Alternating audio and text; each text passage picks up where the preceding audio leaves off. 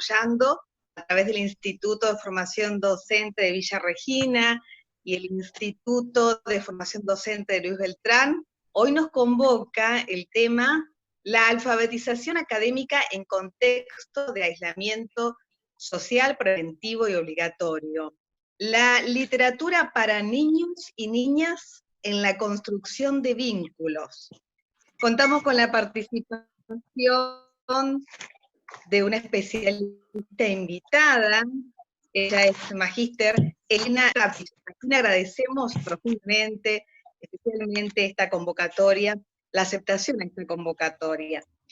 Los institutos nos convocan a través del equipo de acompañamiento en alfabetización inicial, desde el Instituto de Luis Beltrán, las profesoras Lía Verónica Sánchez, Flavia Ostertag, Noelia Zúñiga, y desde el Instituto de Villa Regina, Socorro Orjeira. Saludamos también, contamos con la participación del director del Instituto de Villa Regina, Jorge Happ, y el vicedirector Cristian Arenburg. Gracias a aquellos que se van sumando también a través de Facebook, docentes, estudiantes. Vamos a dar inicio a esta charla, pero antes destacamos sobre Elena Stapich, que es maestra, profesora en letras y magíster en letras hispánicas de la Universidad Nacional de Mar del Plata. Se desempeñó como docente e investigadora en las cátedras Didáctica Especial y Práctica Docente, en el profesorado en letras, literatura infantil y juvenil, y taller de lectura en el Departamento de Documentación de la Facultad de Humanidades, en el posgrado Infancia e Instituciones perteneciente a la Facultad de Psicología. Coordina talleres de escritura. Es miembro fundador de Gitanjáforas, redes sociales para la producción de lectura y la escritura. Es autora de Contón y Consón, la lengua materna en el nivel inicial, y coautora de los libros La alfabetización expandida, La ludoteca en la sala, Navegación por la palabra, El piolín y los nudos, El rompecabezas de la lectura, Arte palabra, Voces en la poética de la infancia, Legalidad y juego en la trama del lenguaje para tejer el nido, Poéticas de autor en la literatura argentina para niños, Estudios de deontología de la psicología y la moralidad. Ahora sí, le damos la bienvenida, el agradecimiento a Elena, y quedamos a disposición de ella para escucharla. Buenas tardes, ¿me escuchan? ¿Se me oye bien? Sí, muy bien. Sí, perfecto. Bueno, antes que nada quiero agradecerles la invitación, porque bueno, sé que este tipo de invitaciones implica... Acá ya hay algún micrófono abierto, me parece. Implica una gran confianza, así que bueno, agradezco este acto de confianza, sobre todo a Lía, que es con la que tenía un vínculo anterior.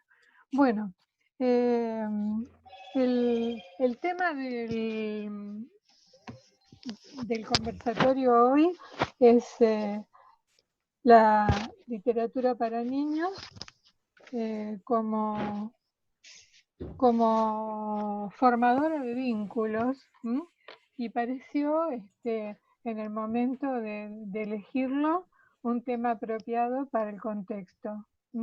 Si nos ponemos a pensar que en los distintos lugares hay docentes que están tratando desde sus casas de comunicarse con los niños y con sus familias, con los niños y con las niñas, y que apenas los conocen porque han tenido unos pocos días de actividad presencial.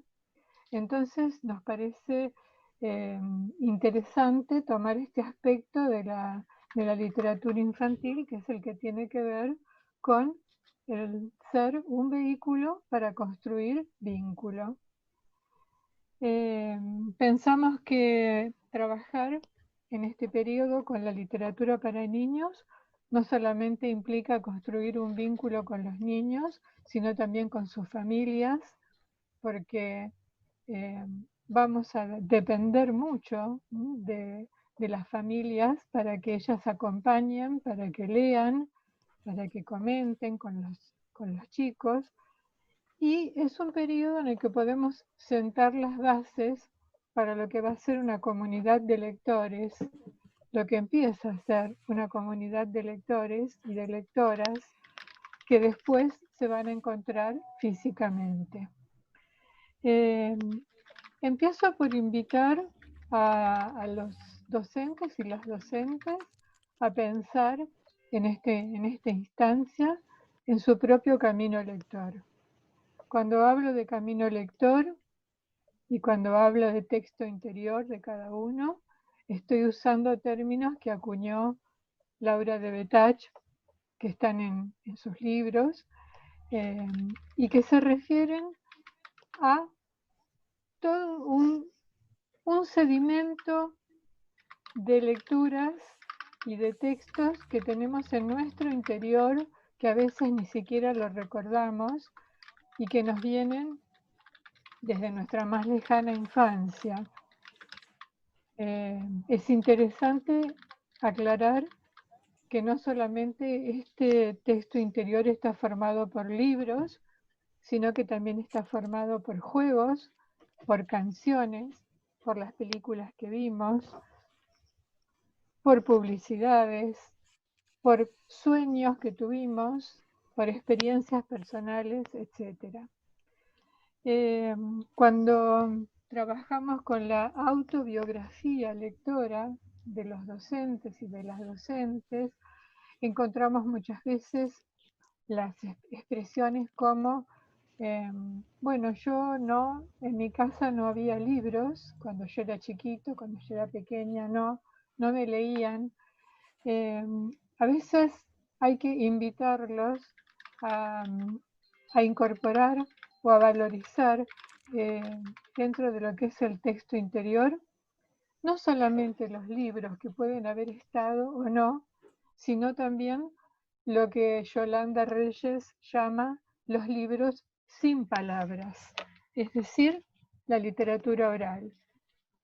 Voy a citar brevemente a Yolanda Reyes, que dice: en primer lugar están los libros sin páginas, todo ese torrente de tradición oral que los padres recuerdan. Tradición viene del latín trado, que significa entregar, y recordar, que también viene del latín, significa pasar por el corazón. O sea que los padres pasan por el corazón aquello que una vez alguien les cantó o les contó y que dejó escrito en el fondo de su memoria, y luego entregan a sus hijos ese legado del corazón, lo reescriben en lo profundo de otra memoria. Quizás por ese origen, la poesía de la primera infancia recuerda los ritmos del corazón y casi podríamos decir que los imita. Es decir, entonces, que en los primeros tiempos la literatura que llega al corazón de los niños es esta de los libros sin páginas, que dice Yolanda Reyes, la literatura oral, popular, folclórica, de tradición oral. Para conformar esta literatura hay muchísimos tipos de textos distintos, pero yo quiero mostrarles en el libro de Iris Rivera, que se llama Lo que escuchó un pajarito, lo que escuchó, cómo aparece acá la literatura oral, y ustedes la van a reconocer enseguida. Este era un pajarito de los que escuchan llover, de los que escuchan el aire y la salida del sol. Pajareaba el pajarito y escuchaba al pajarear. Acerrín, acerrán, los maderos de San Juan. Piden pan, no les dan. Piden queso, les dan hueso. Escuchaba y se le inflaban las plumitas del pescuezo. Don Pepito, el verdulero, se metió en un sombrero. El sombrero era de paja, se metió en una caja. El pajarito escuchero seguía en su pajarear. Este encontró un huevito, este lo cocinó, este lo peló, este le puso la sal. La farolera tropezó y en la calle se cayó, y al pasar por un cuartel se enamoró de un coronel. Estaba la pájara pinta, sentada en un verde limón, con el pico cortaba la rama, de la rama cortaba la flor. Bien, todo eso, que es lo que escuchó el pajarito, eso es precisamente la literatura de la que estamos hablando.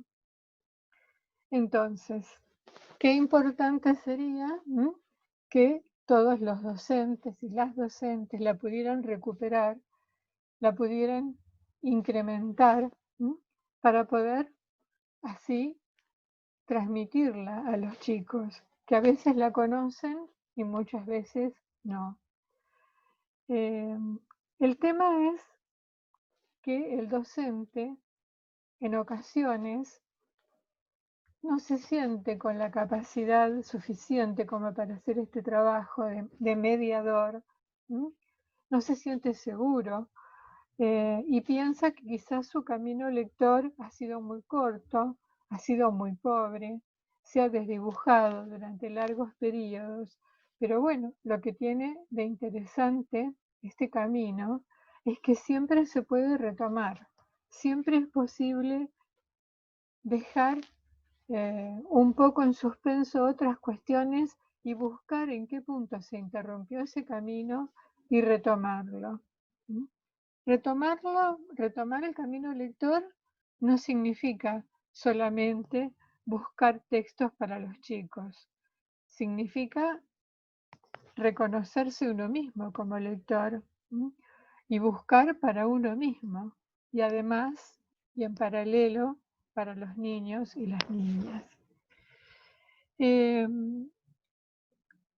Esto que yo les acabo de leer, el texto de Iris, que recupera esta poesía tradicional, no es un hecho aislado. Muchos escritores y escritoras recurren a ese tesoro de la literatura tradicional para, digamos, abrevar en esas fuentes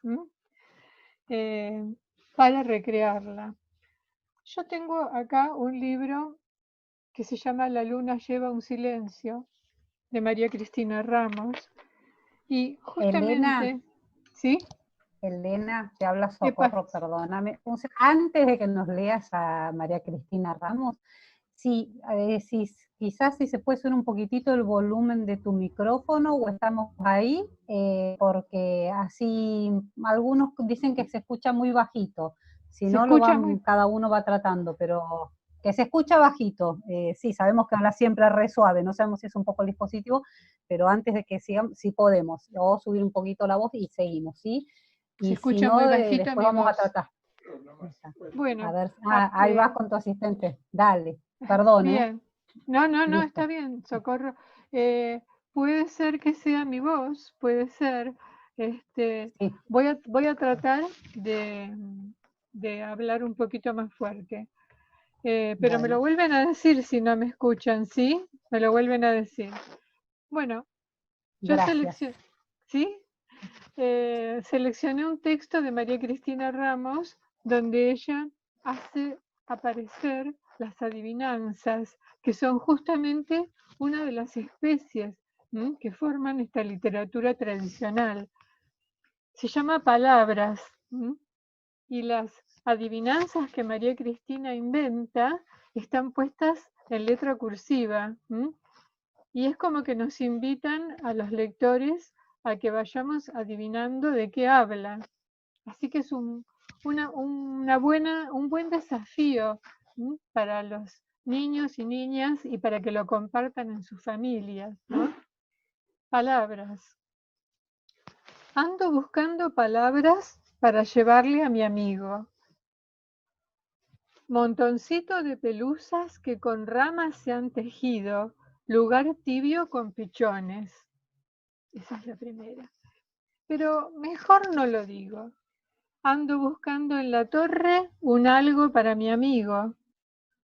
Con un vestido de bronce, badajo, golpe, sonido, de tañidos puebla el aire. Pero mejor no lo digo. Ando buscando en la noche algo en luz para mi amigo. Gotita escasa de luna que apaga y prende su brillo. Fugaz destello en la sombra, pero mejor no lo digo.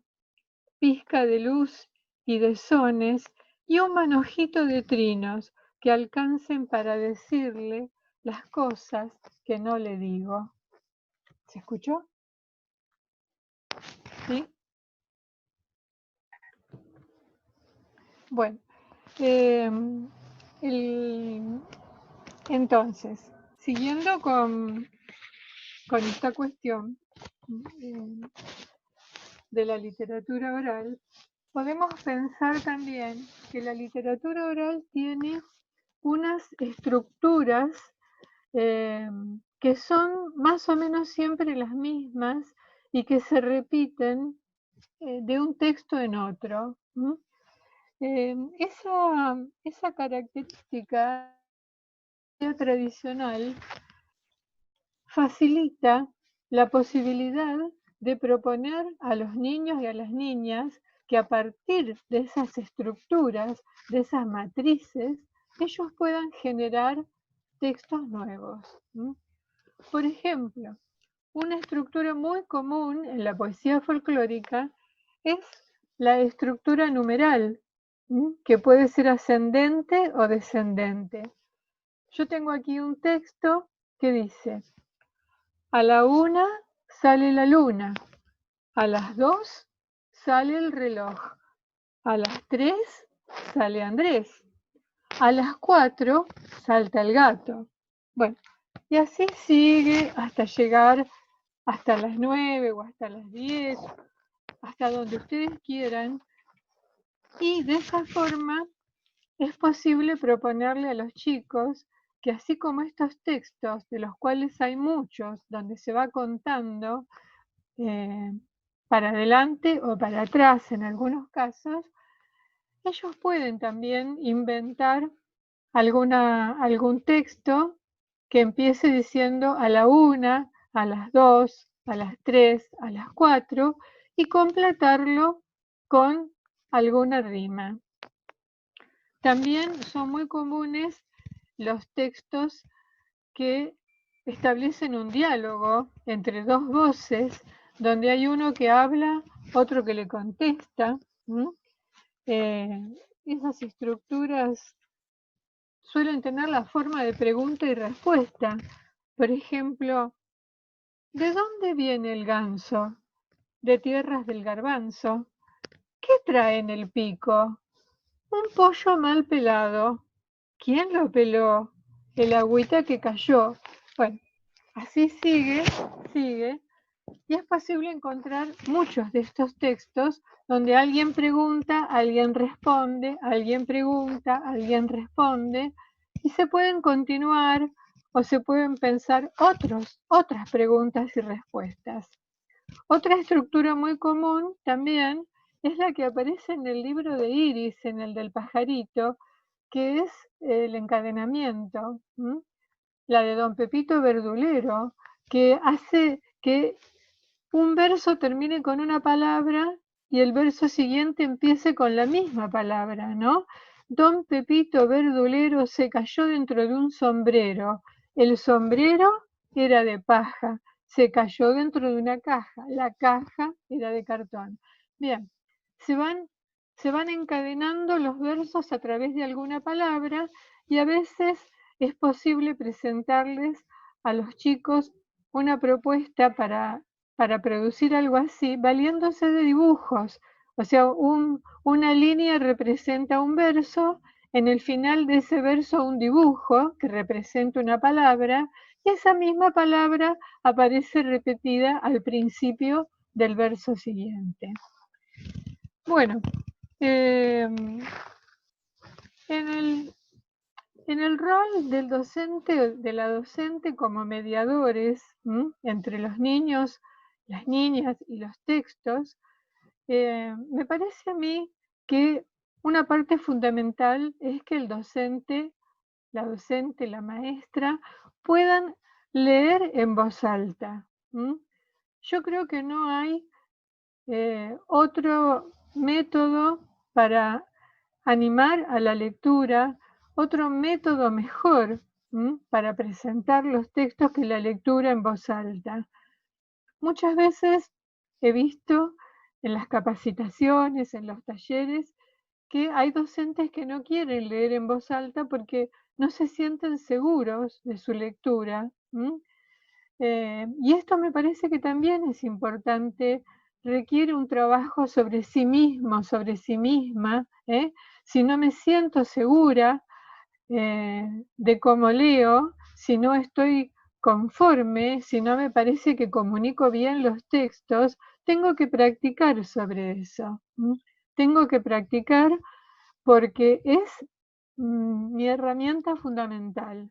Y en estos momentos en los que estamos hablando de cómo llegan las propuestas a los chicos, el otro día me comentaban ustedes, bueno, la radio, bien, ¿y qué hago con un texto por la radio? Es leerlo en voz alta. Es un texto que busca el oído. Puedo hacer un videíto y leer un texto mientras voy pasando las páginas del libro. Puedo mandar un audio por WhatsApp, pero siempre tengo que leer. Así que me parece que es fundamental esta cuestión, la cuestión de la práctica de la lectura oral.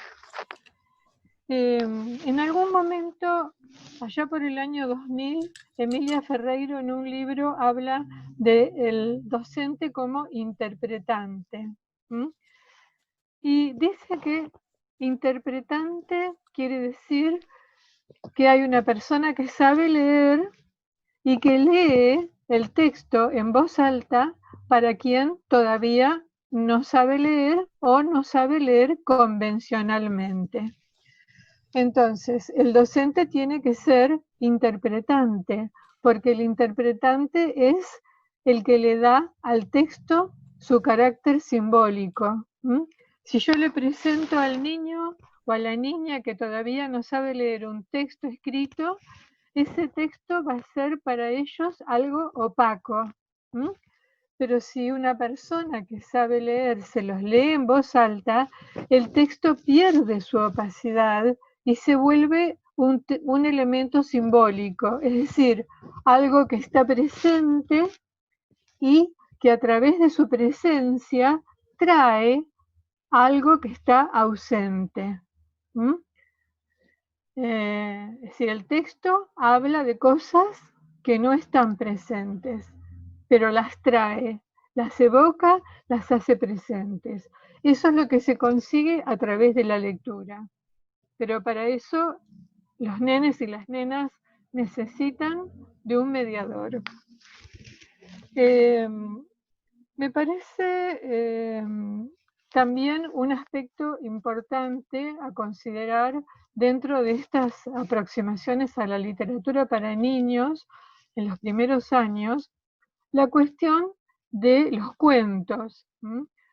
No solamente los cuentos tradicionales, sino también los cuentos de autor, porque los cuentos le van a facilitar a los chicos un montón de procesos, pero entre ellos, uno muy importante que es la adquisición de la competencia narrativa, es decir, cómo se hace para contar lo sucedido.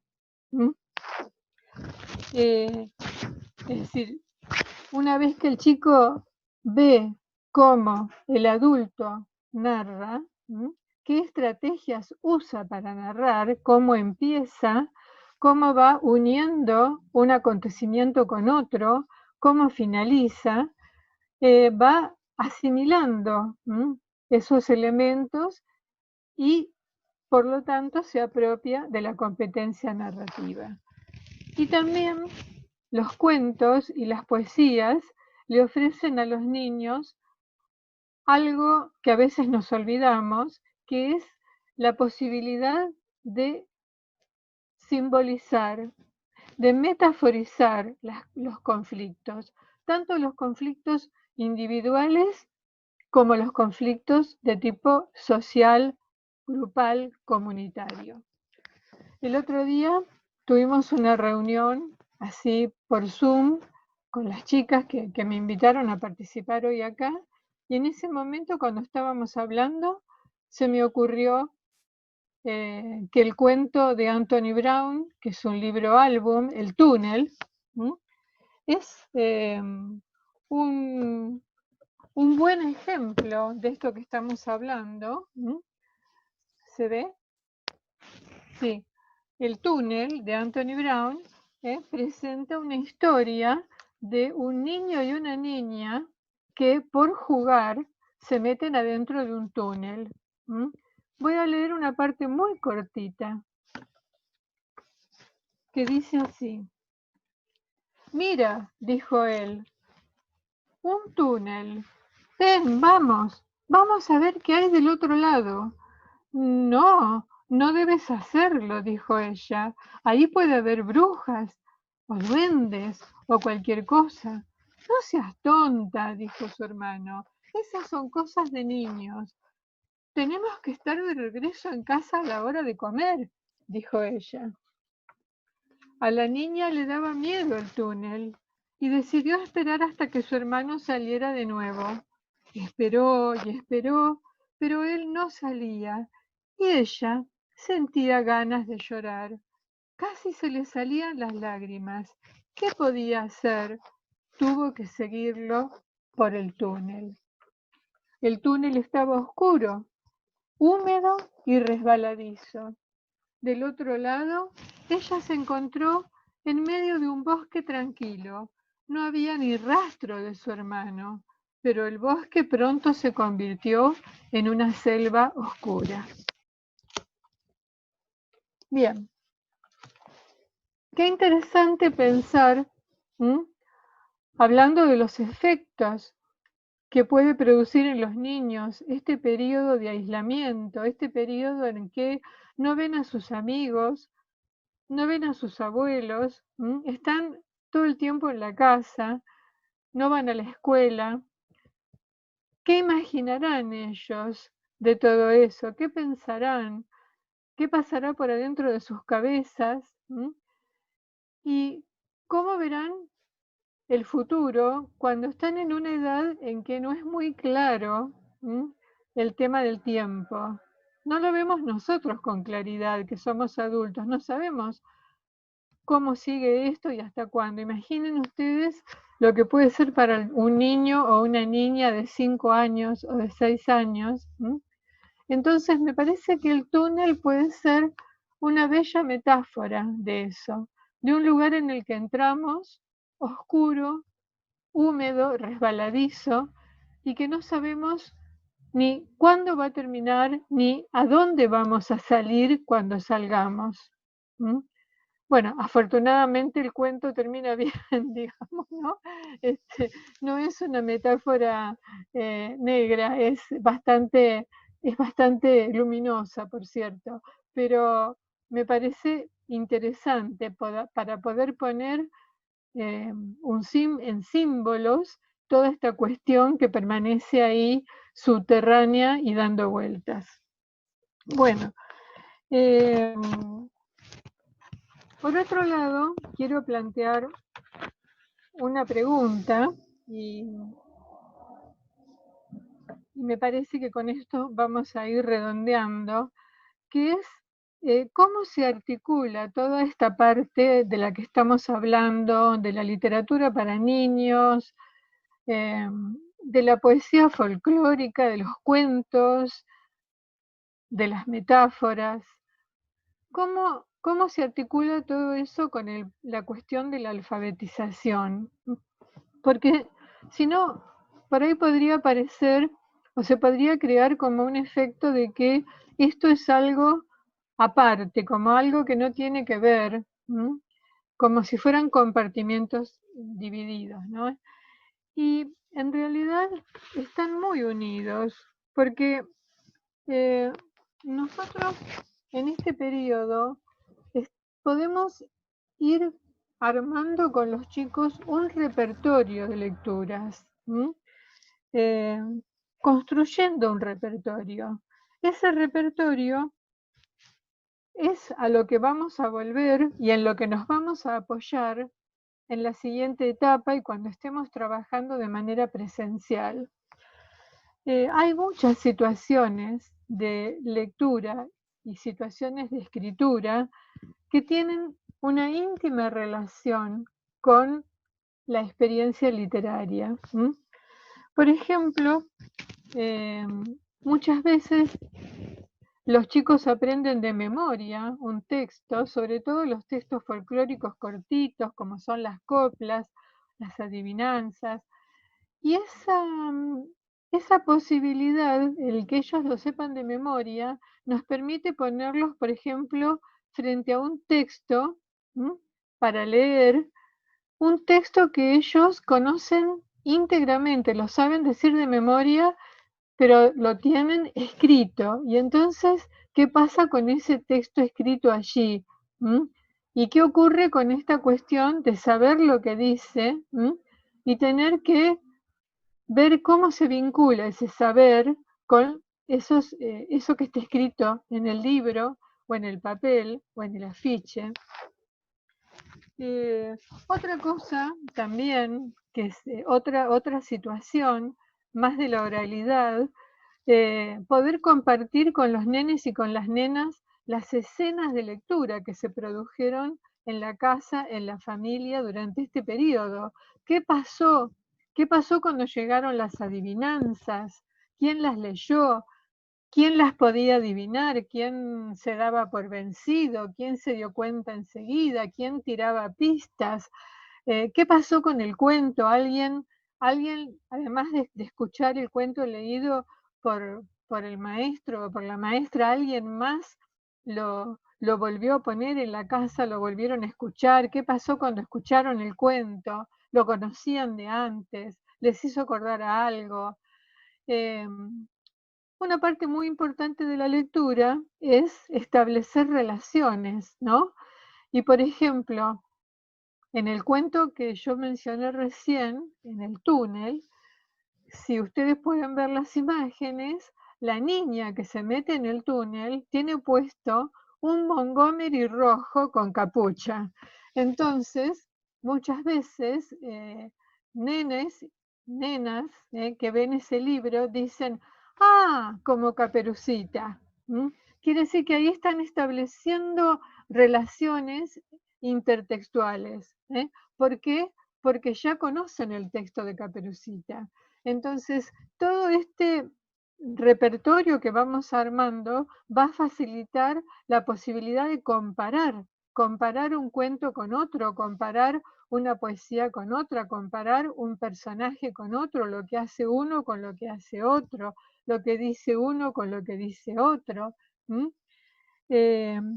También está la oportunidad de que los nenes y las nenas hagan sus recomendaciones, digan cuáles fueron los textos que les gustaron, cuáles no les gustaron tanto y a ver si pueden decir por qué, hacer listas con los nombres de los personajes preferidos,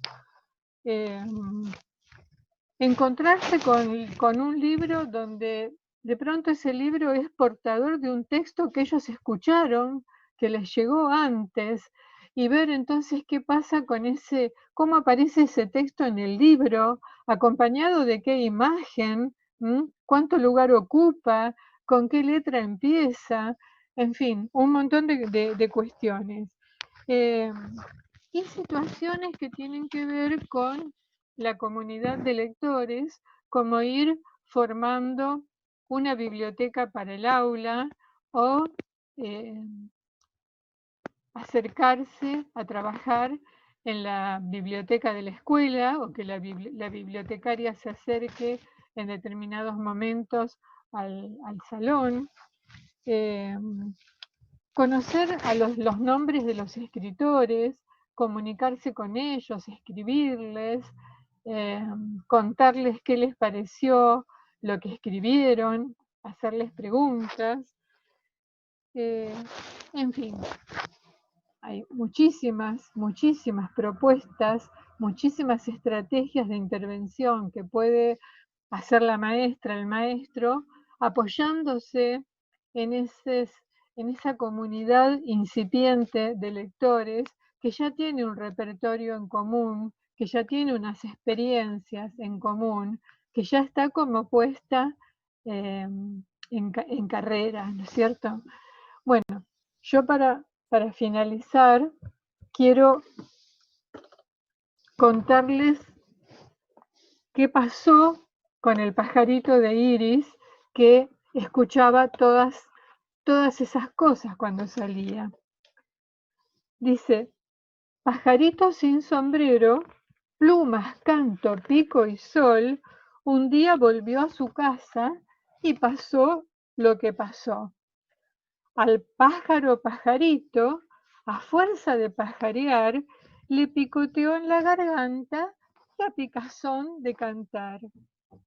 El canto, sin pajarito, se echó al aire y a volar, y en el aire, aire, aire, se fue empezando a mezclar.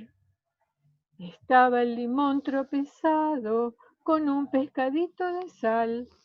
El canto que se mezclaba a unos y otros llegó. Coloreaba faroles de queso, exprimía limones de flor, serruchaba un salero sombreado, se caía el sombrero del sol. Se mezclaba, y entre muchos se mezcló. Se mezclaba, los mezclaba y los juntó. Estaba el limón cocinado con un serruchito de pan, tropezaba un sombrero de queso, se caían faroles de sal. Estaba una rama salada, tropezando sombrillas de sol, serruchaba verduras de lluvia, picoteaba semillas de flor. ¡Ah, pajarito escuchero! ¡Ah, pajarito cantor! Estaba el solcito salado, faroleando semillas de pan, verdureaba cortinas de pino, pajareaba en la rama de Juan. Bueno, al pajarito finalmente se le mezclaron todas las canciones, todos los versitos, todas las rimas, y es posible que a los niños y niñas también en sus cabezas todo eso se les mezcle y se vaya formando una red, un tejido, que es justamente lo que quiere decir la palabra texto, tejido. Bueno, yo llegué hasta aquí. Ahora, no sé, ¿cómo seguimos? Elena, si estuviéramos en algún lugar, todos juntos estarías escuchando un estruendoso aplauso que está llegando con manitos por el Facebook, por el chat. Así que bueno, sentilo, por lo pronto un cálido y enorme aplauso por tus palabras. Bueno, muchas gracias.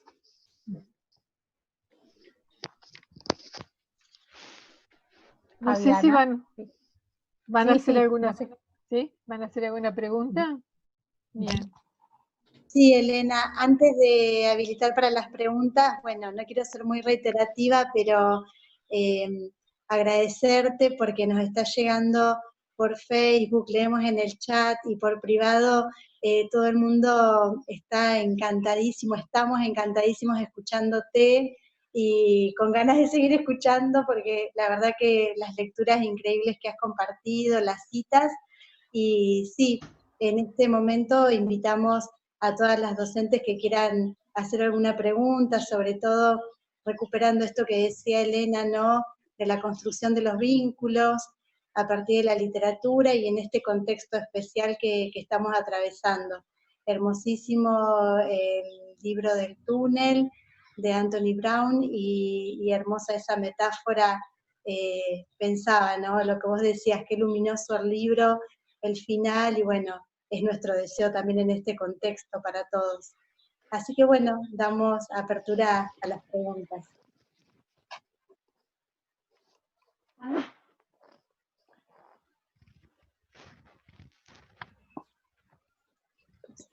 Bueno, yo estoy leyendo mensajes, pero no digo nada porque no son preguntas. O sea, cuando haya alguna pregunta específica, por ahí sí, ¿no? Sería como para tratar de ver si puedo contestar algo.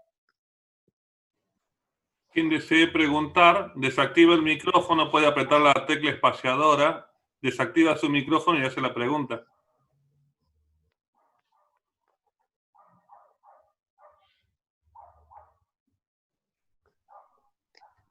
Hola, yo quiero hacer una pregunta. ¿Me escuchan?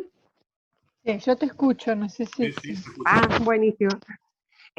No, esto que importante, como decís, de la lectura, de la literatura oral, que con los papás ahora en este contexto es muy importante recuperar esa literatura tradicional que venimos nosotros cuando éramos chicos y cuando leemos, cuando leíste lo de el texto del que recopila todo eso, también qué importante hacerlos con ella ahora desde los cantos y de la literatura que traen desde el nivel inicial, porque también se trabaja mucho que después se pierde cuando empezamos la primaria, entonces ellos todos, que como papá, que yo tengo dos, venís, lo dejás y venís pensando en esta canción de inicio, de presentación, y cuando te despedís, entonces qué importante también esto de incorporarlo en las prácticas para que ellos tampoco sientan esa distancia tanto del inicial al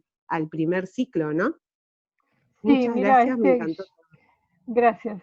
Yo creo que estás tocando un punto muy importante, que es el de la articulación entre el nivel inicial y la escuela primaria, ¿sí? Porque creo que la escuela primaria debería recuperar cosas que son valiosas del nivel inicial, ¿sí? Uno de ellos son los juegos. Los juegos son una herramienta riquísima para aprender todo tipo de cosas, desde el juego de la escoba para aprender matemáticas hasta lo que quieras, ¿no? Pero la escuela primaria se pone, por lo general, unas ropas de señora seria, ¿no? Un look de señora seria, y dice, bueno, ya se terminó el recreo y ahora hay que trabajar y esto, ¿no? Y es una pena porque hay muchísimas cosas del jardín. Yo no digo que todo lo que se hace en el jardín sea maravilloso, pero sí creo que el jardín tiene muchas cosas valiosas, muchísimas, que deberían continuarse en la escuela y que tendríamos que facilitar esa transición.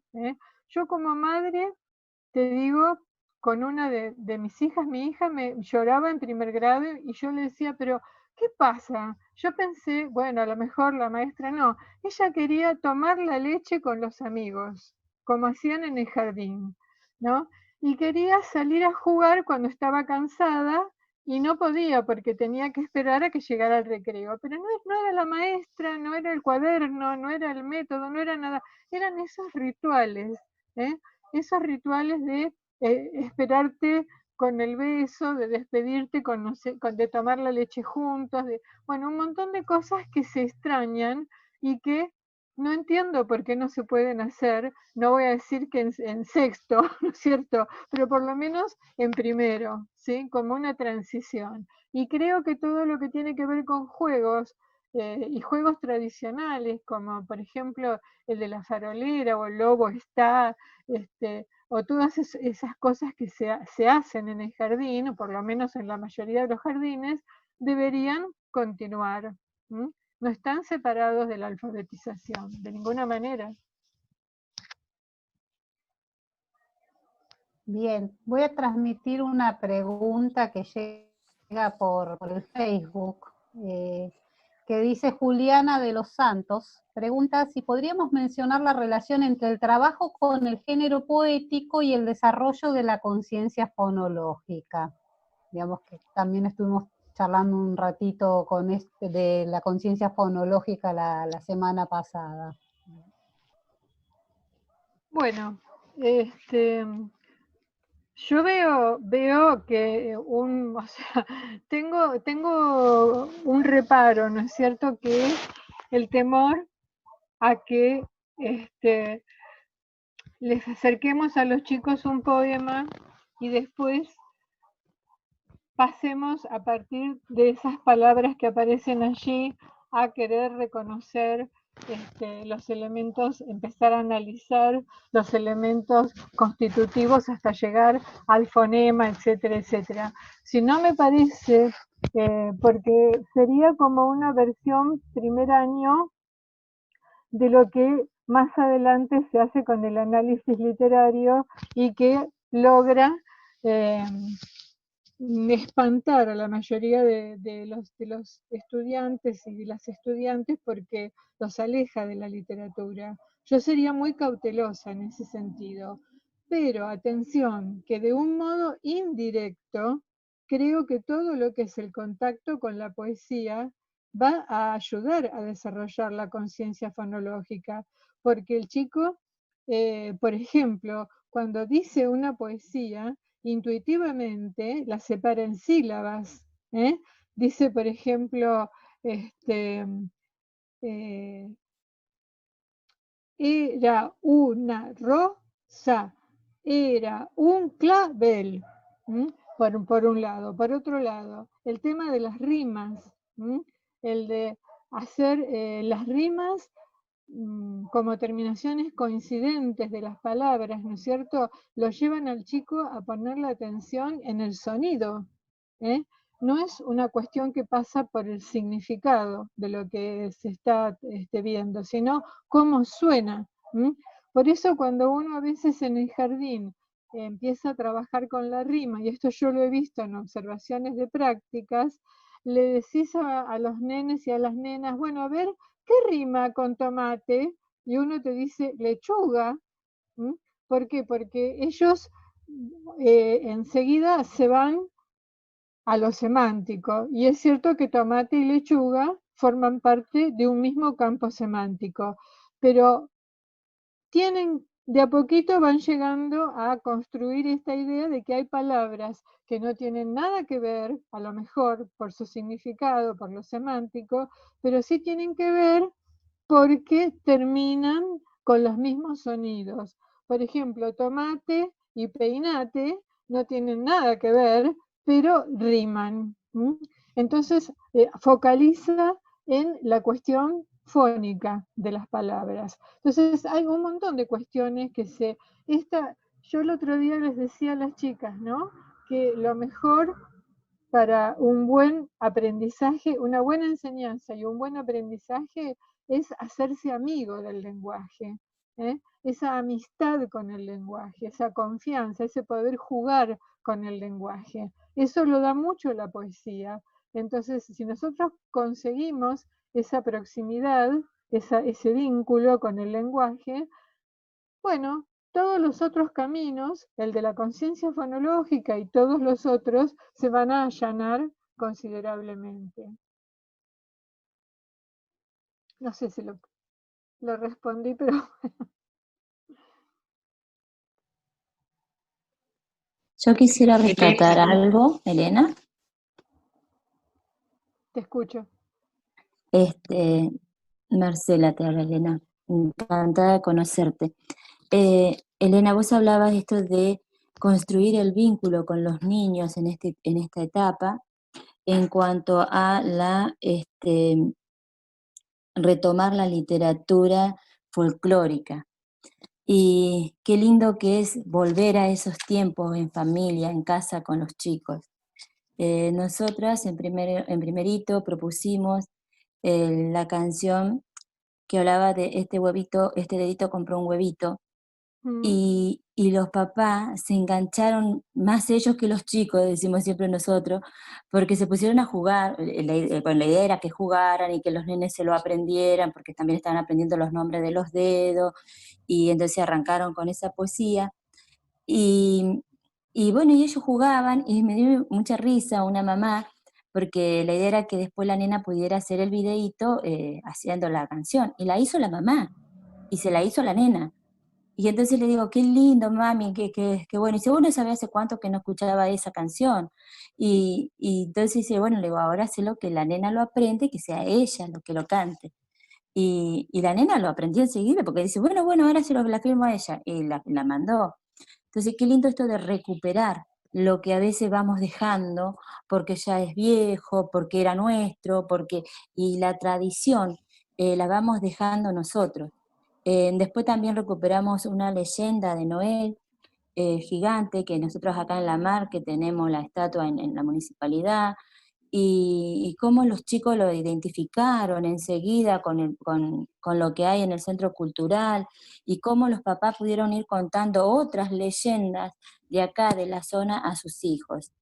Y bueno, y esa riqueza que tiene la literatura para fortalecer y para recrear los vínculos, no solamente docente-alumno, sino por ahí entre sus hijos. Esto que a veces se pierde, el contarte una historia, el contarte cosas que pasaron antes y que te lo contó tu papá o tu abuela, qué lindo que es para recuperar, ¿sí? Sí. Eso era, y te agradezco. Totalmente, que yo creo que la actitud de tratar de recuperar estos materiales es una actitud ecológica, porque estamos frente a una especie en extinción ya desde hace mucho tiempo. Cuando yo empecé a trabajar en el Instituto de Formación Docente en Mar del Plata en el 19, que fue allá por fines de los años 70, las alumnas sabían un montón de cuentos, de canciones, de cosas. Vos empezabas a decir algo y te decían, sí, es esta la otra.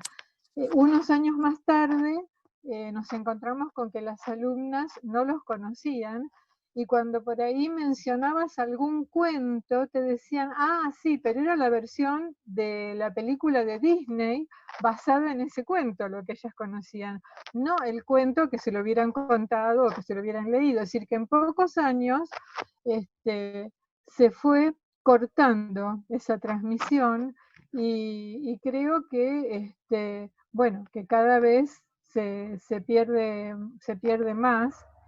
Y bueno, por eso digo que es hasta ecológico el trabajo de recuperar estos materiales, porque es una manera de preservar algo que se está perdiendo, lamentablemente, ¿no?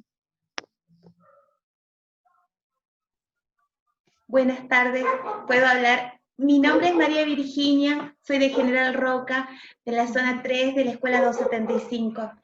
La verdad que excelente toda tu voz, tu expresión, todo, tus lecturas. Realmente un placer compartir esta instancia. A mí me pasa que yo, por ejemplo, todos los años en Priorito trabajaba la caja sorpresera, así la llamo yo. En esa caja va un libro y escribo yo por qué me llamo María Virginia, quién eligió mi nombre. Bueno, en esta instancia la transformé en virtual, me firmé, les leí, y cuando los papás hicieron las devoluciones, en la escuela nos cuesta mucho lo de la conectividad, realmente tenemos muchas dificultades, pero bueno, fueron llegando los trabajos, se utilizó distintas formas para hacerlos llegar.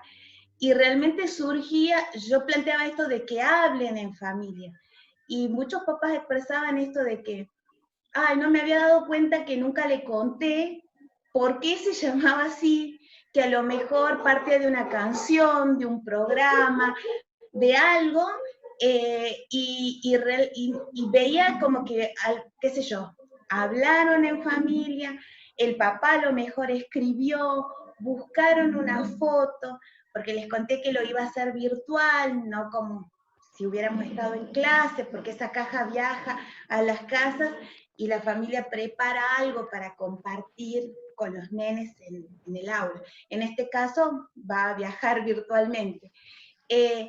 Y realmente esto de la conciencia fonológica, que es para mí desde que nace, y hay veces desde que el niño nace, desde que hace los primeros sonidos, desde que escucha al otro, y hay veces que nuestros niños están en silencio. Y qué importante es esta nueva instancia, más allá de que es muy compleja, porque en mi escuela sobre todo es muy compleja, la conectividad es lo que nos corta muchas posibilidades, pero también nos abre otras formas, y bueno, uno intenta y hace lo que puede. Esto de reunir a la familia y volver a trabajar, esto de la oralidad, que es muy importante. Y a mí me también aportar esto de que ya estuve en otros encuentros, y estoy trabajando el Zoho Loco de María Elena Walsh. Y realmente ahí está la conciencia fonológica. Algunos limericks los uso para trabajar, obviamente, ya sea los sonidos, las palabras que terminan como, bueno, que terminan de forma similar, y hay otras que lo hago para disfrutar, y les digo, no hagan nada, porque al principio los papás dicen, ¿qué tengo que hacer? ¿Tengo que dibujar? ¿Tengo que...? No. Pueden charlar, pueden pensar cómo era ese elefante que llevaba la cola para atrás, pueden disfrutarlo nada más. Y digamos que a lo mejor se estaba perdiendo un poco esa instancia, al menos yo percibo desde mis familias, ¿no? Y es como que ahora hemos vuelto a reencontrar en familia y a intentar establecer no solo el vínculo nosotros, sino que también la familia. Bueno. Me hiciste pensar muchas cosas, no me las quisiera olvidar, pero bueno, quizás algunas se me vaya mientras tanto. Pero primero que me pareció muy importante lo del nombre. Bueno, vos sabés que escribir el nombre propio es algo que ya se empieza a hacer en el jardín y dispara un montón de operaciones, de conexiones, de relaciones, de comparaciones que ayudan mucho al chico en la adquisición de la lengua escrita. Pero además el nombre propio tiene una cuestión que tiene mucho que ver con la afiliación, con quiénes son mis padres, por qué me pusieron ese nombre, si el nombre tiene algún significado, si había alguien en la familia que se llamaba así, etcétera, etcétera. Muchas veces los chicos todo eso no lo saben, no se los han contado, y también he visto, me han comentado que en la escuela secundaria, en Mar del Plata, por ejemplo, proyectos que se han hecho que tienen que ver con los inmigrantes, con la inmigración, y empiezan preguntándole a los chicos de dónde es tu apellido, de qué origen es tu apellido, y los chicos hacen, o sea, no saben si ellos han tenido, porque no estamos hablando de siglos para atrás, estamos hablando de los abuelos. No saben si los abuelos eran italianos, si eran españoles, si eran argentinos, de dónde vinieron, no lo saben. Bueno, ahí está la falta de historia, justamente, porque si vos tenés un padre, un abuelo, un bisabuelo que vino, ¿no?, desde el otro lado del mundo, en un barco, pasando las 1001 aventuras para llegar a América, como cuenta María Teresa Andrueto en su novela, en Estéfano, ¿no es cierto?, y en tantas otras novelas que hay sobre ese tema. ¿Cómo no se transmite esa historia en la familia? ¿Cómo no hay alguien que te diga, sí, bueno, de ese lugar viene tu abuelo, o sea, vos tenés tus ancestros en ese país, o parte de tus ancestros, ¿no es cierto? No saben los chicos. Bueno, muchos años antes de esto, me pasó a mí también darme cuenta y estoy hablando de los años 90, por ejemplo, cuando yo todavía trabajaba con los últimos años de la primaria, que los chicos no sabían los refranes, ¿no? Entonces yo les decía, por ejemplo, y bueno, pero al que madruga, y se quedaban mirándome como esperando que les dijera, al que madruga, ¿qué? ¿Qué? ¿Cómo sigue? No sabían. Quiere decir que los refranes que son típicos de la lengua oral también se habían dejado de decir. Entonces, bueno, si dejamos de decir los refranes, si dejamos de contar las historias de los abuelos, si no contamos de dónde viene el nombre propio, ni qué quiere decir, ni quién se lo puso, ¿no es cierto? Si vamos abandonando todo eso, bueno, va creciendo ahí un agujero bastante, no sé, me parece a mí bastante serio. El rescate, en algo muy cortito que te quiero comentar, hicimos en sociales ver un videíto de un cuento de la familia Ascuénaga. Entonces se hablaba en que las nenas no iban a la escuela. Y entonces en este trabajo de hablar con la familia, cómo había sido la infancia de los abuelos, si habían podido ir a la escuela, por qué motivo, un nene pudo rescatar, porque la abuela le trajo unas fotos en blanco y negro, donde estaba ella bebé con su mamá y su bisabuela, y entonces le contaba de que ella cuando era chica no había ido a la escuela porque los papás decían que las mujeres no tenían que ir a la escuela, entonces tenían que quedarse en la casa y aprender a hacer la comida, y era todo, y él dice, a mi abuela le pasó lo mismo que ahora no me acuerdo cómo se llamaba la nena, de la familia Ascuénaga, yo no sabía, señor, mirá, acá está mi bisabuela, y me mostraba él por medio de un video la foto, y yo digo, qué lindo volver a estas fotos antiguas, recuperar eso, y después la abuela me mandó un audio diciendo que ella su papá, incluso no podían estar con los varones, siempre tenían que estar en la casa y siempre ayudar a su mamá. Entonces, otra mamá hizo otro comentario y estaba muy lindo para seguirlo trabajando, esto de recuperar estos relatos de cosas que no son no están alejadas de los chicos, porque le pasó a la abuela, porque vivió en tal lugar, porque vivió de esta manera. Entonces, nada, está muy bueno esto de tomar la literatura como un rescate, no solamente de situaciones pasadas, sino de todo el folclore que se está dejando. Bien. Nada. Elena, buenas tardes, soy Flavia, una de las chicas del equipo que organizamos. Vamos a leer una pregunta que aparece en el chat del Face, que es ¿cómo estimular la conversación literaria desde la virtualidad? Bien, a ver, al principio de lo que dijiste me llegó entrecortado, pero la pregunta la entendí. ¿Cómo estimular la conversación literaria fue la pregunta? Creo que fue esa. Sí, exacto. Sí, bien. Sí, desde la virtualidad. Bueno, bien. Yo te voy a recomendar que busques algunos autores que trabajan sobre este tema. Uno de ellos es un bibliotecario inglés que se llama Aidan Chambers. Aidan Chambers tiene un libro que se llama Dime, que está en el Fondo de Cultura Económica, en una colección que se llama Espacios para la Lectura. Dime se llama así porque, bueno, es como decir decime, ¿no? Bueno, leímos esto, y decime, a ver, ¿cómo encarás esa conversación? Bueno, él sugiere algunas estrategias interesantes para encarar la conversación, y yo creo que esas estrategias que sugiere Aidan Chambers básicamente son para poder romper el hielo, ¿no es cierto? Y para darle un andamiaje al mediador que no tiene mucha experiencia. Porque lo importante de la conversación literaria es que haya confianza, que el chico no esté pensando que tiene que decir lo que la maestra o el maestro o el profesor quieren que diga, o lo que dice el manual sobre el libro, o lo que dice en tal lado, que puedan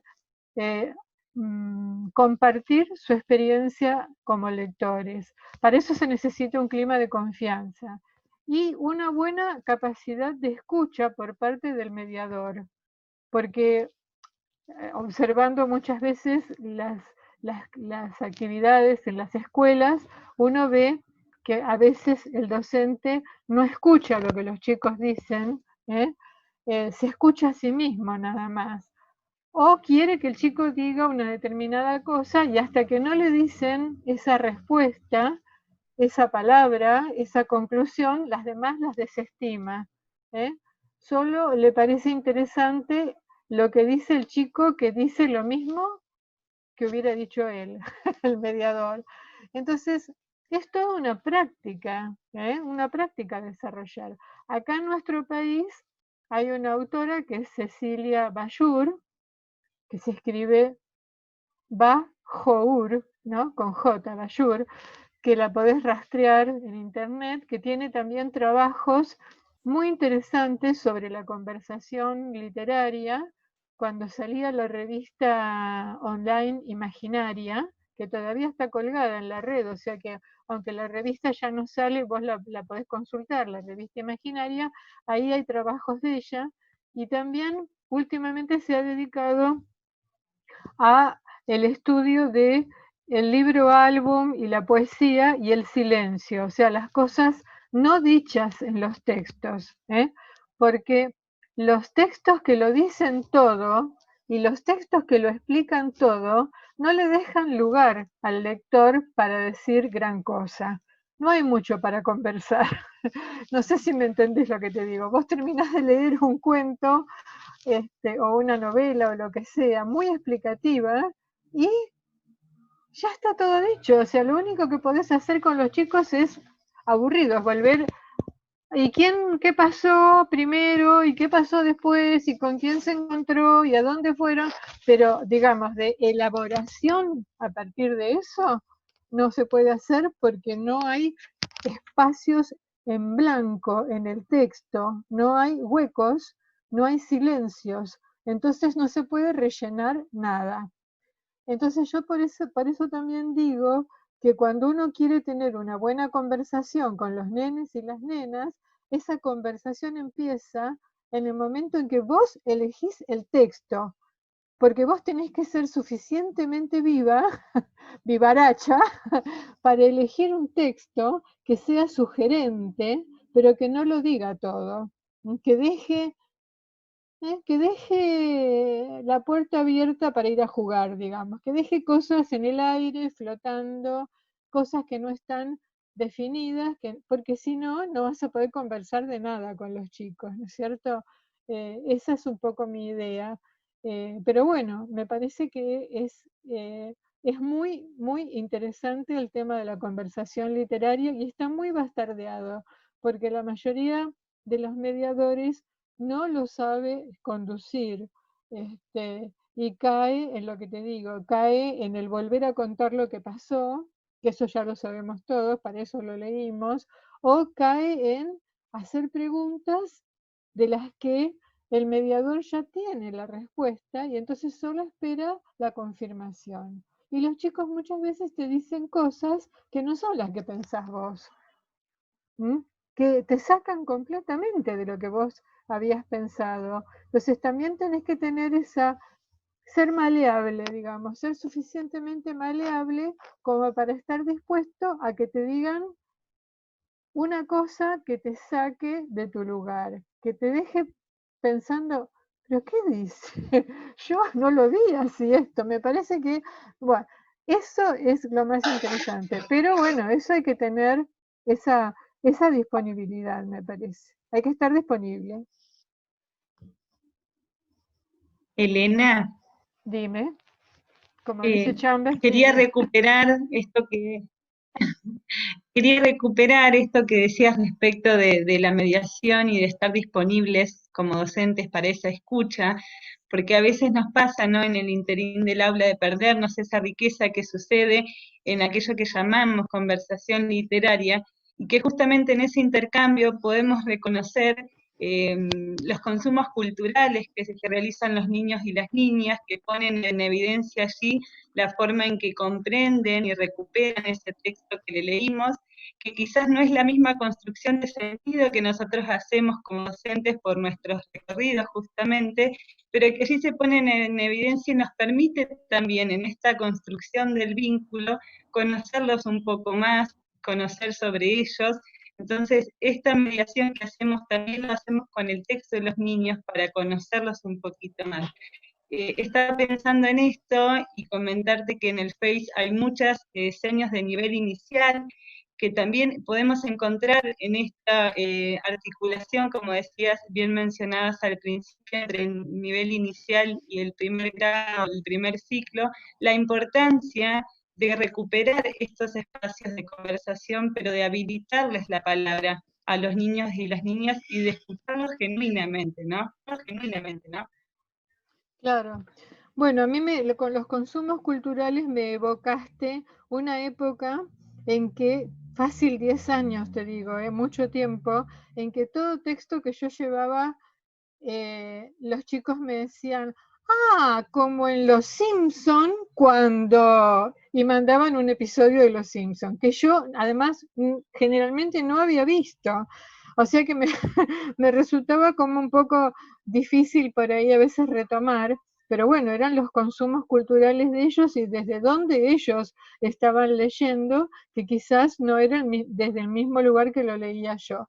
Y lo otro que me hiciste acordar también fue, tengo un montón de anécdotas que yo las escribía, las tengo escritas, de cuando iba a observar práctica de mis alumnos de la facultad, que querían ser profesores de lengua y literatura, de prácticas del lenguaje, y yo los iba a observar y veía cómo ellos querían que los chicos, después de leer un texto, les dijeran las mismas cosas que ellos decían en la facultad. Y los chicos decían otras cosas. Entonces, por ejemplo, un día habían leído El Lazarillo de Tormes y la practicante les dijo, bueno, acá vamos a buscar los ejemplos del humor. Y una chica le dice, ¿de qué humor me estás hablando? Si este libro es para llorar, ¿no? Entonces, claro, ella en la facultad, cuando vio El Lazarillo de Tormes, lo vio vinculado con la picaresca, el humor, los efectos del humor, etcétera, etcétera. Y a esa chica, como a algunos otros también, ese libro los había hecho, los había llevado directo a pensar en los pibes que piden en la calle y que duermen en la calle. Entonces no podían encontrar los efectos humorísticos en El Lazarillo porque estaban absolutamente bloqueados por esa otra imagen, la imagen del chico de la calle, que no tiene, en realidad no es para llorar, no para reír. Tenía razón. Entonces es un esfuerzo muy grande que tiene que hacer el mediador para acomodar digamos, no acomodar, dejar de lado incluso su perspectiva y ponerse en la perspectiva desde la cual están leyendo esos alumnos, esos estudiantes, que tiene que ver, como vos decís, con sus consumos culturales, con su propia experiencia, con sus características generacionales, con muchas cosas que no son las mismas del mediador, ni hablar cuando el mediador es una persona con muchos años, como me pasa a mí, ¿no? Que vos tenés, entre vos y tus alumnos hay mucha distancia, ¿eh? Entonces, a veces, cuanto más grande es la distancia, también más es el esfuerzo que tenés que hacer para poder entender desde dónde te dice lo que te dice. ¿Mm?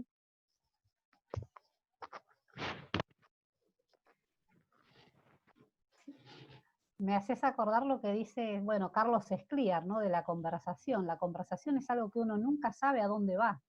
Y creo que eso es un poco también el miedo que tenemos los docentes, las maestras, los maestros, porque no hay una cosa, un imperativo de controlar qué es lo que está pasando, y como dice Graciela Montes, es incontrolable, ¿no?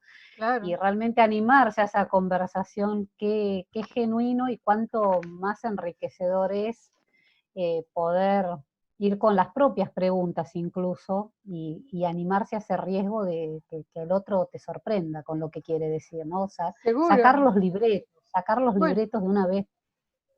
Ahí tenés una buena línea para estudiar esto también, la línea que va de Jorge La Rosa a Carlos Escliar sobre la lectura y pedagogía y todo eso. Es muy interesante, es muy seria, muy fundamentada, y le puede dar buenas herramientas al docente. Pero es cierto lo que vos decís, no sabés a dónde te van a llevar, y a veces te dejan absolutamente descolocado, ¿eh?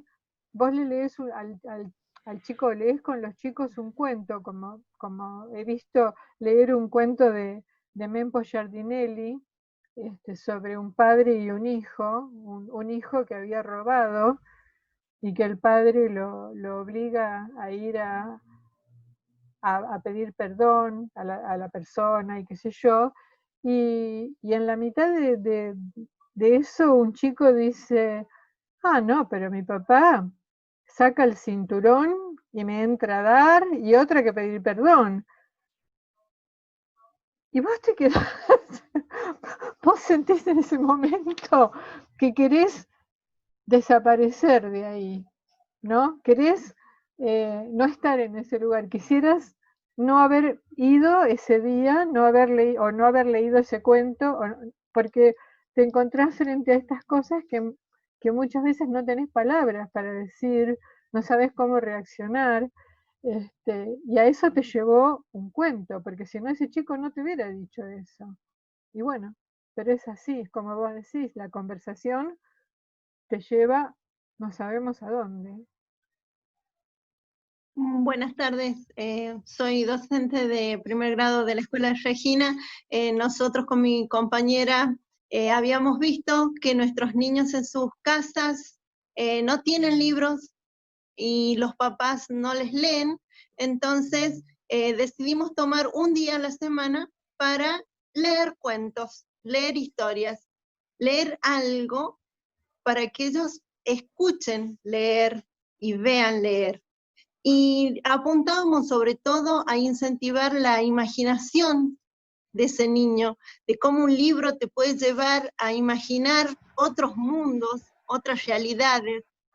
Entonces, bueno, les leemos cuentos, hacemos un poco de locuras, le digo yo a mis compañeros, porque nos disfrazamos nosotras, somos las cuentos, nos disfrazamos y contamos cuentos, y hacemos a través de láminas también, para que ellos vean imágenes, ¿sí? Y también a veces cambiamos los roles y ponemos únicamente las imágenes y que ellos nos cuenten los cuentos. Y de una misma imagen obtuvimos como 20 cuentos diferentes, porque cada uno contó lo que él quería contar o lo que veía a través de esa imagen.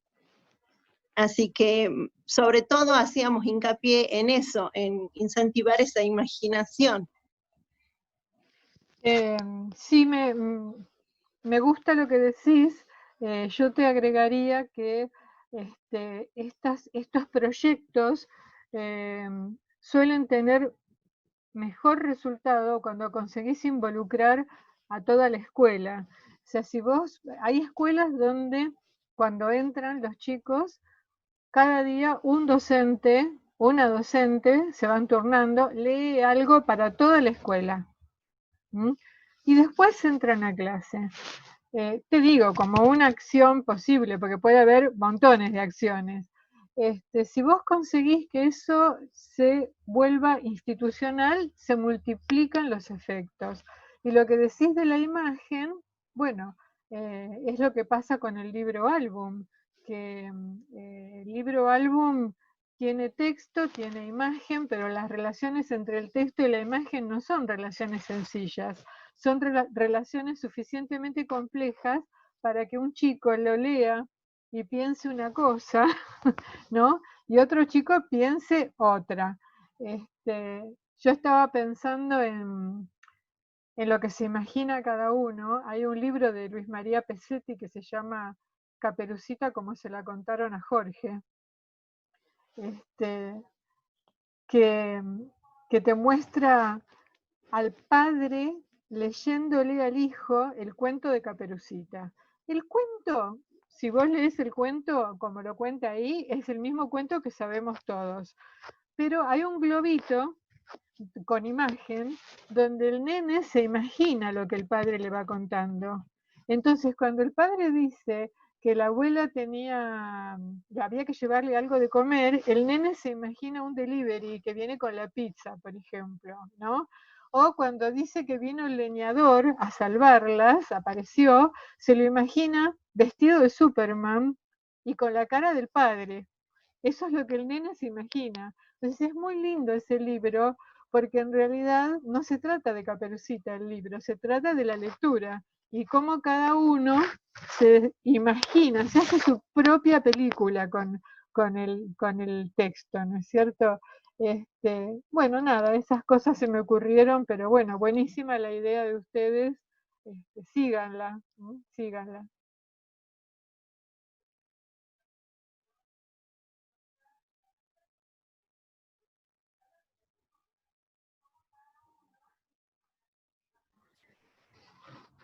Bueno, hola. Sí, no yo sé quería si queda cortar alguna algo. pregunta.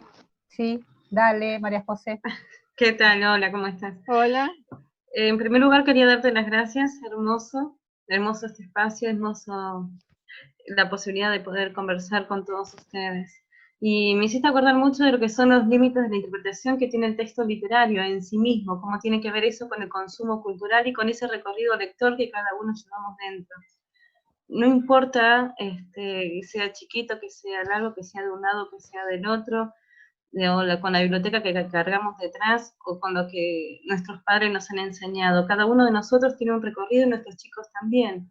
Me hiciste acordar de varias experiencias que he tenido. Una vez los quise emocionar con un texto de Eduardo Galeano, Los Fueguitos, y uno de mis chiquitos se mató de risa, y dijo que era ridículo, y se imaginaba los fueguitos saltando con esos colores. Bueno, nos empezamos a reír todos con él. Mi idea era emocionarlos, pero la lectura fue por otro lado. Y cómo ese recorrido que es propio de cada uno de ellos y también nuestro nos lleva a entender, a interpretar esa literatura que nosotros les acercamos. Creo que primero nos tiene que llegar a nosotros para poder llegarles a nuestros alumnos también. Creo que ahí reside también un poco de esa magia lectora.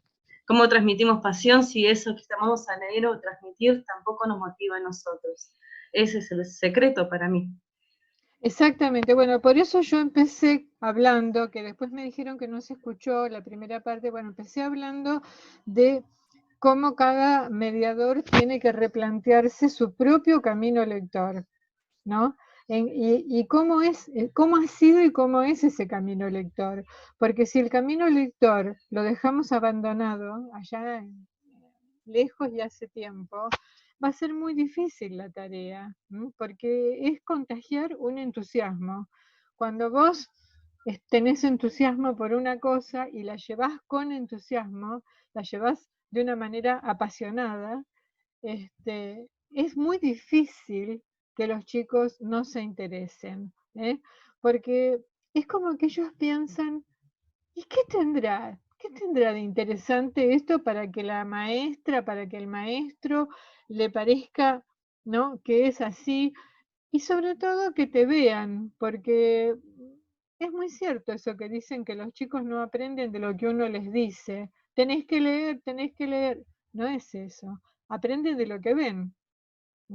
Si te ven leer, si te ven que abrís la cartera y tenés un libro adentro, la mochila, si te ven que vas a la biblioteca, si te ven que de vez en cuando te compraste un libro y lo llevás y les mostrás, entonces te ven como lector, te ven como lectora, y ahí empieza a cambiar la cosa. No es una cuestión de, te digo esto porque, mirá, es mi deber decirte que es mi deber decirte que tenés que leer, no, no es así la cosa, no es así, es como vos decís, empieza en uno, si no está en uno, bueno, qué difícil.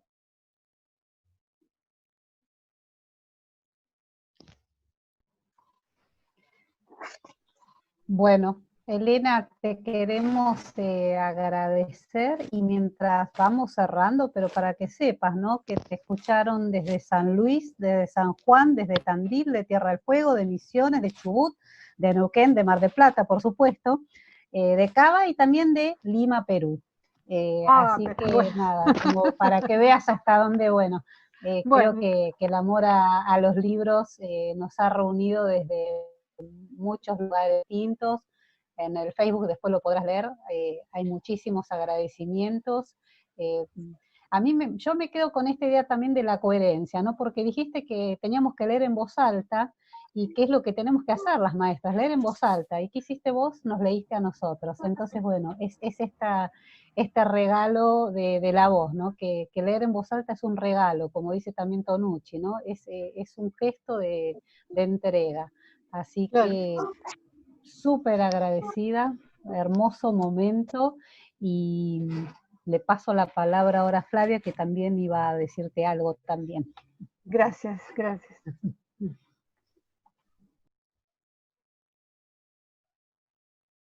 Flavia, ahí está. ¿Sí?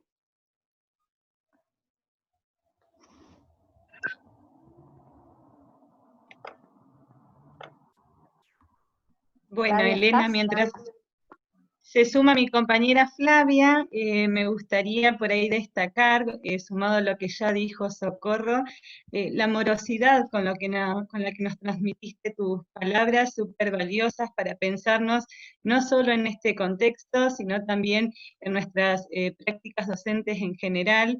Así que esa amorosidad, esa dulce voz que nos llegó y nos transmitió, como decía, de alguna manera ese contagio, ¿no?